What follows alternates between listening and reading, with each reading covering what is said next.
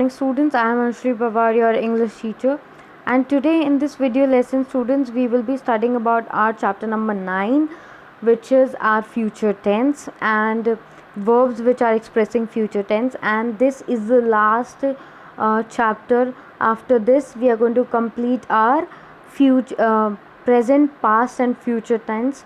So this is like whole complete one study, one complete study of tenses and the verbs expressing them. So now let's start studying.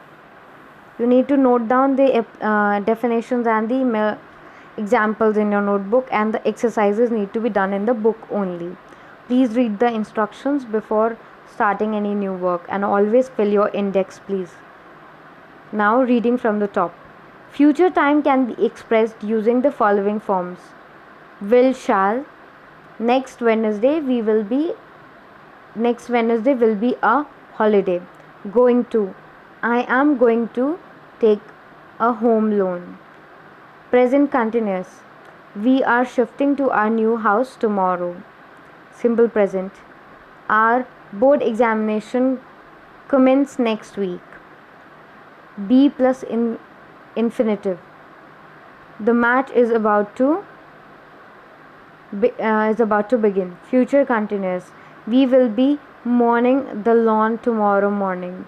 Future present, future perfect, we shall have sent all the invitations by Saturday. Future perfect continuous, by the end of this session Miss Bhatia will have been teaching in the school for 10 years. Now there's a note: be plus infinitive is not used very often. Now students, these all the above words and the uh, types of tenses that we used above were used to express future tense and the future time also. So now we are going to read about the specific use of words like will or shall in simple future tense. How do you use it in simple future tense? I shall be 13 next week. The principal will not accept this proposal. Now you're saying I shall be 13 next week. And also when you are asking for any kind of permission, you generally use shall, like ma'am, shall I start the work? Or you are now commencing a task, but you're taking a permission also at the same time, very politely, in the future tense. Now we are reading about the will and shall uses. We often use will in the following situations: I think I will, I think I will, I don't think I will. I'm not feeling well, I think I'll consult a doctor. Now I apostrophe comma and ll means I will. It is a short form of I will. Now second sentence is offering to do something. You look tired, I will get you some hot coffee. Now here you are also using short form. Agreeing to do something. Can you get me some apples? Promising to do something. Thank you for this help. I will return your money by tomorrow.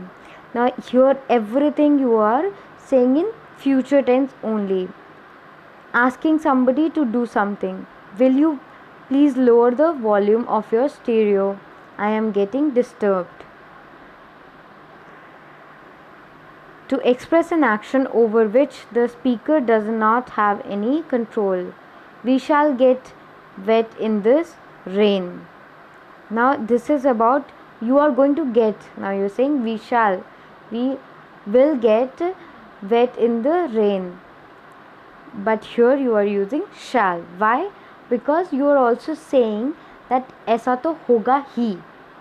Now whenever you are trying to express a little bit of a doubt as well, and also a condition where you do not have a control over the situation, you use sometimes shall with it. Now the going to form. How do you use going to form? Is, are, am. plus going to plus the root form of verb. Students always write these kind of formulas in a rough notebook so that you can revise them whenever it is needed. The teacher is going to give us a test today. Are you going to invite everybody? Yes, I am. Look at those black clouds in the sky. It is going to rain. Now students, here you are using different things like is in the first sentence, are in the second, and then you are using going to also in all these sentences, where you are saying that going to give, going to invite, going to rain. अब ऐसा होगा, ऐसा हो सकता है, क्या तुम ऐसा करोगे? So now you are asking the person, are you going to do so? Which means you are asking the person that will you be doing this particular activity in the future? Now going to uses. Where do you use and how do you use going to? We use going to form to suggest someone's intentions to do something in the near future. We are going to shift to a new house tomorrow. We use this form to make predictions about the future when we are clear signs that this prediction will come true. Now here where you are saying that this form where going to is used to predict an action or to even state an action which is going to happen clearly, you have an idea about it and the prediction will come true. Like, look at the careless manner in which he is playing. He is going to get out at any moment. Now he is saying that look at the way that he is playing. He is going to get out at any moment. So you know that he is going to get out because of his carelessness. He is going to get out at any moment now. So this prediction is very clear because you know and you can observe his actions. Now will, shall or going to. What is the difference and how do you use this?